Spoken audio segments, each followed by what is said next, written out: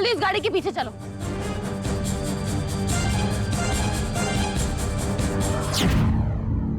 पलक, पलक कहाँ गई? यहीं तो छोड़कर गया था इसे। एक्सक्यूज मी, आपने एक लड़की को देखा है, बहुत ही फेयर है और टॉल है, लंबी है और पिंक कलर का ड्रेस पहना है उसने। सॉरी सर, मैंने देखा नहीं। पलक को फोन करना पड़ेगा।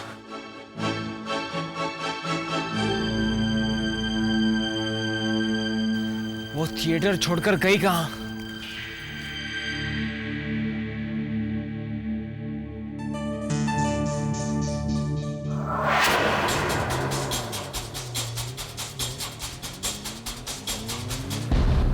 जल्दी चलाओ भाई साहब, तेज चलाओ थोड़ा।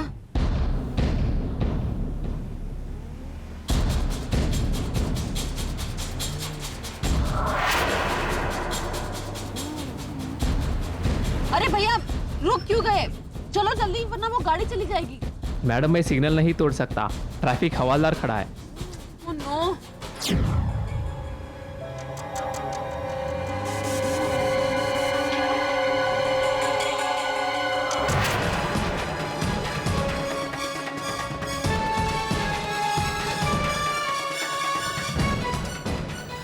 पूरा मार्केट ढूंढ लिया लेकिन पलक कहीं दिखाई नहीं दी। वो थिएटर छोड़कर गई कहाँ?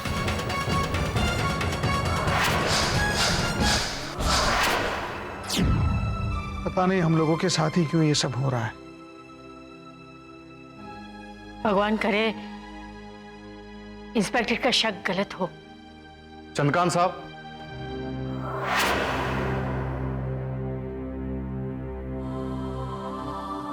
आप में से किसी एक को पुलिस स्टेशन चलना होगा शिनाख्त करने के लिए। आफ्टर ऑल आप में से ही कोई बताएगा कि वो प्रांजल की बॉडी है भी कि नहीं।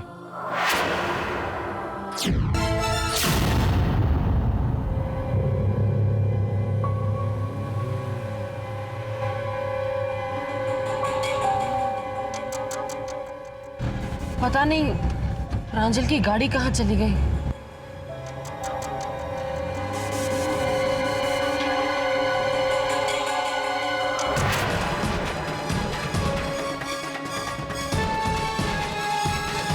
देखो ये प्रांजल!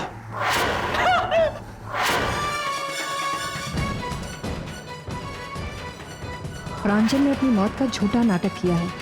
इसके पीछे भी जरूर उसकी कोई बहुत बड़ी साजिश है। पता नहीं अब वो कौन सी नई चाल चलने वाला है। मुझे किसी भी तरह दक्ष से बात करनी होगी। यहाँ कोई पीसीओ भी नहीं है। दक्ष जरूर घर गया होगा। मुझे वहाँ जाना होगा और किसी भी तरह दक्ष को बताना होगा कि प्रांजल जिंदा है।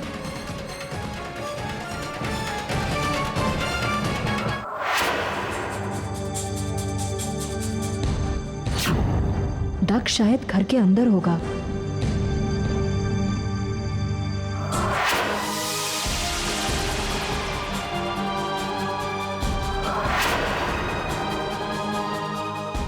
ओह नो, यहाँ पुलिस खड़ी है और पलक यहीं आ रही है। अब मैं क्या करूं? अगर पुलिस ने पलक को देख लिया तो?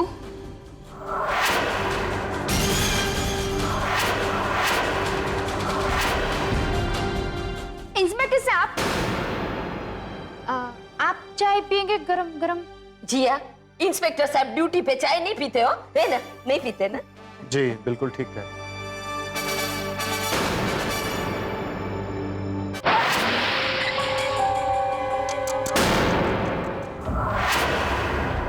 Are you all right?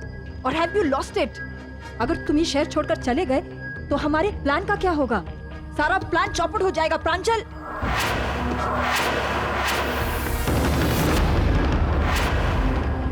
प्रांजल?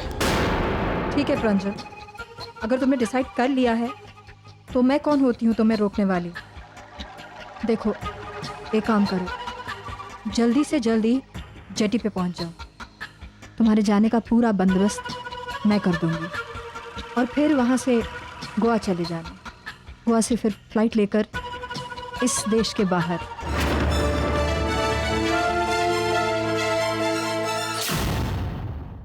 ठीक है, मैं चलता हूं आपके साथ। आप कहीं नहीं जाएंगे पापा, मैं जाकर देखूंगा और मैं यकीन के साथ कह सकता हूं कि वो बॉडी प्रांजल की नहीं होगी।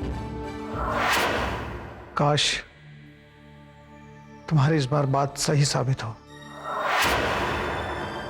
जिया मेरी बात ध्यान से सुनो।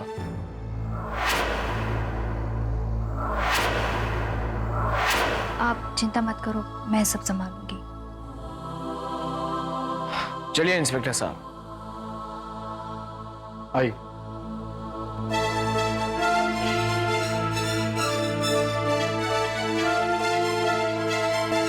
इंस्पेक्टर साहब, आपने कहा इसलिए मैंने बॉडी देख ली, लेकिन मैं तो पहले से ही जानता था कि वो लाश प्रांजल की हो ही नहीं सकती, क्योंकि प्रांजल जिंदा है। प्रांजल मर चुका है दक्ष, प्रांजल मर चुका है। प्रांजल की बॉडी पर उसके शर्ट का मिलना, उसके ब्रेसलेट का मिलना और सबसे बड़ी बात है पलक की मौजूदगी, ये इस बात को साबित करती है कि प्रांजल मर चुका है। Why are you doing arguments with me? I don't know. आप शर्ट की बात कर रहे हैं? आपको प्रांजल की शर्ट वहां भी मिली थी जहां से हम पलक को लेकर आए थे। इसका मतलब एक ही वक्त पे प्रांजल ने 2 शर्ट पहनी हुई थी। That's not possible ना? इंस्पेक्टर साहब, प्रांजल जिंदा है।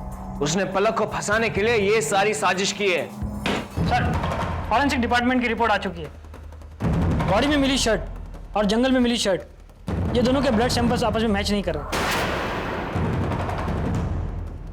वो प्रांजल की बॉडी नहीं है सर, प्रांजल जिंदा है। You may go now. Thank you sir. My God. कोई पति अपनी पत्नी के साथ ऐसा क्यों करेगा?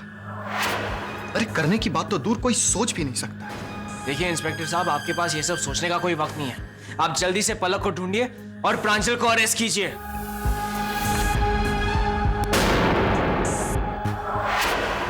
मेरी तो ये समझ में नहीं आता कि ये दक्ष अब तक आया क्यों नहीं। देख लेना, अब वो आएगा और सबको कहेगा कि ये बॉडी प्रांजल की है ही नहीं ना, फिर बोलना नहीं कि बोला नहीं था। हाँ, काश ऐसा ही होता। पहले इस घर में कितनी खुशियां थी और अब एक एक खुशी के लिए तरस जाते हैं। एक मुसीबत जाती नहीं कि दूसरी आ जाती है। समझ में नहीं आता क्या सच है और क्या झूठ। मैं जानती थी कि प्रांजल ने पलक का रेप किया है,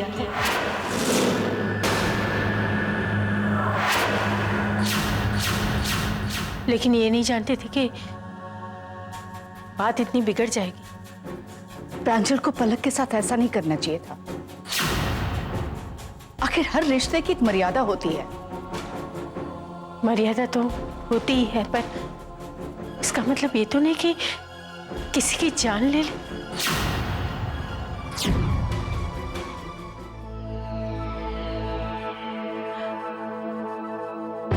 दक्ष,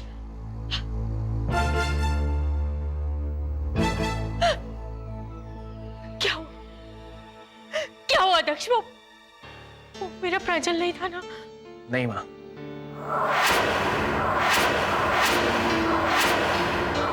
जो कुछ भी हुआ वो प्रांजल का सोचा समझा प्लान था, उसकी साजिश थी।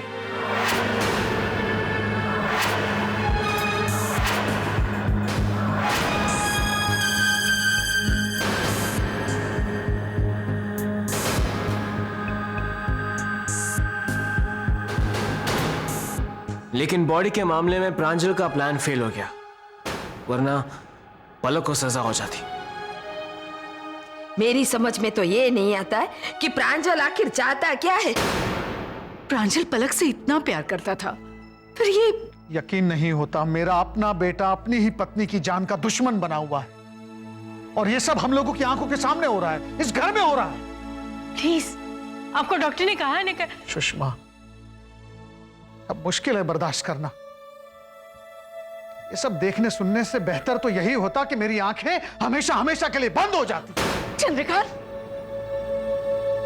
बेटा, जब इस उम्र में मैं ये सब बर्दाश्त कर सकती हूं, तो तुम्हें बर्दाश्त करना होगा। जब मैं नहीं टूटी तो तुम कैसे टूट सकते हो?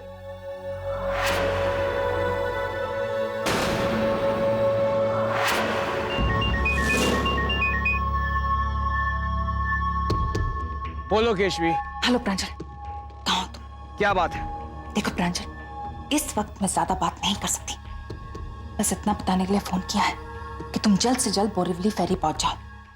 नहीं प्रांजल, दरअसल बात यह है कि शायद पुलिस को डाउट हो गया है कि वो लाश तुम्हारी नहीं किसी और की है और वो तुम्हें तलाश रहे, इसलिए जल्द से जल्द निकल जाओ। तो हरी अप।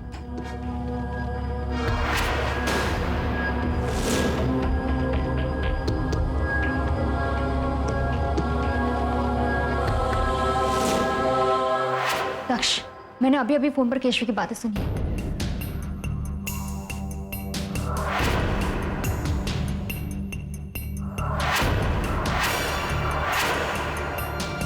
इसका मतलब मुझे किसी भी तरह प्रांजल को मुंबई छोड़ने से रोकना होगा, वरना अब तक जो कुछ भी मैंने सबसे कहा है उस पर कोई यकीन नहीं करेगा। हमेशा की तरह मैं फिर से गलत साबित हो जाऊंगा।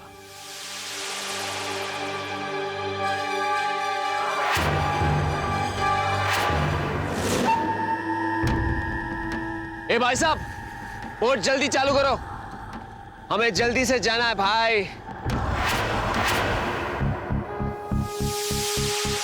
जाने की इतनी जल्दी क्या है प्रांजल?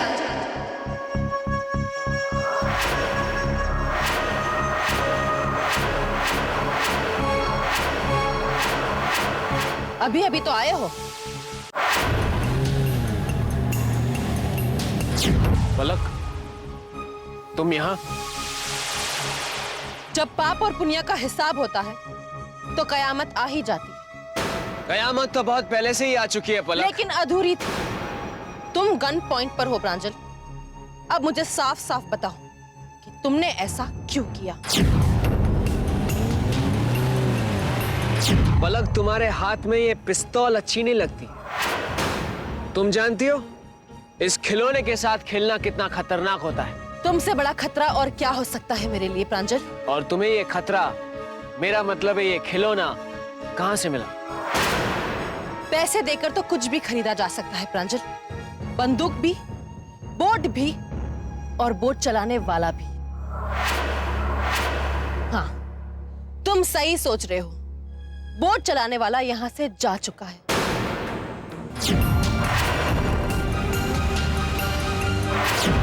तुम्हें क्या लगा तुम यहां से भाग निकलोगे? हाँ?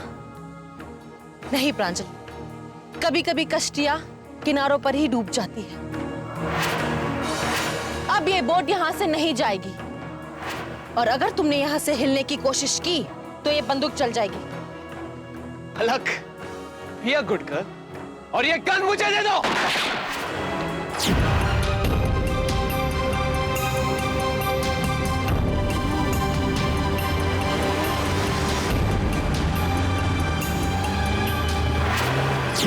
मैंने तुमसे कहा ना, अगर मेरे साथ चालाकी करने की कोशिश की तो ये बंदूक चल भी सकती है।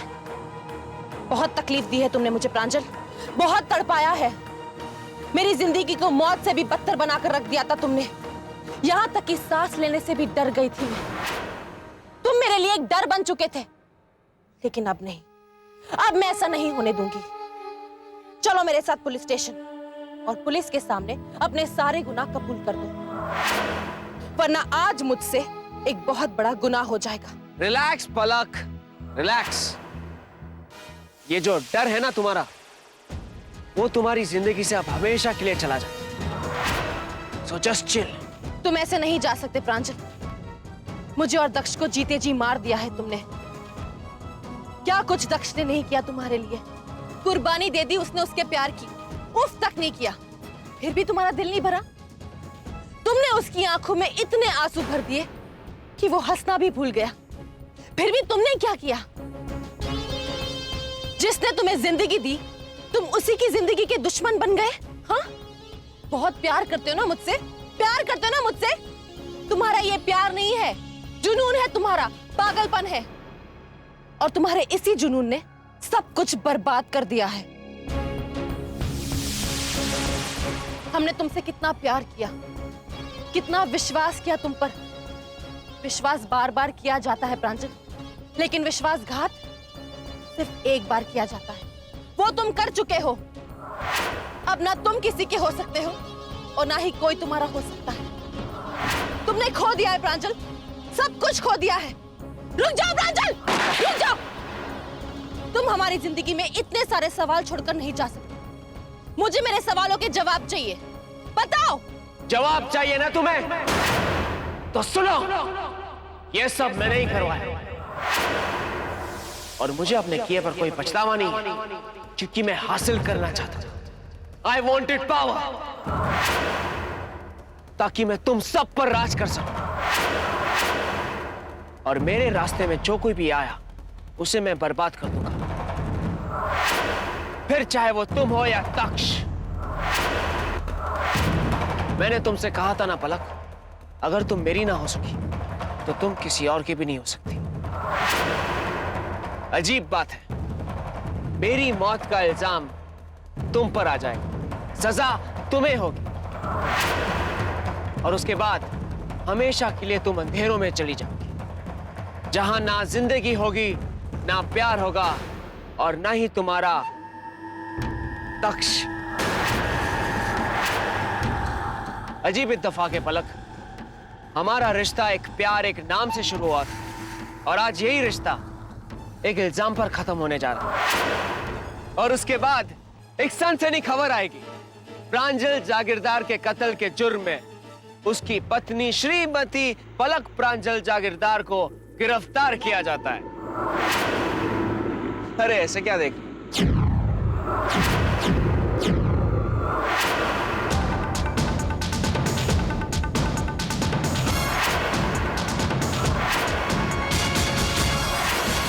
Come on, kill me. यहां पर तो कोई भी नहीं है, तो फिर प्रांजल कहां गया? चलो!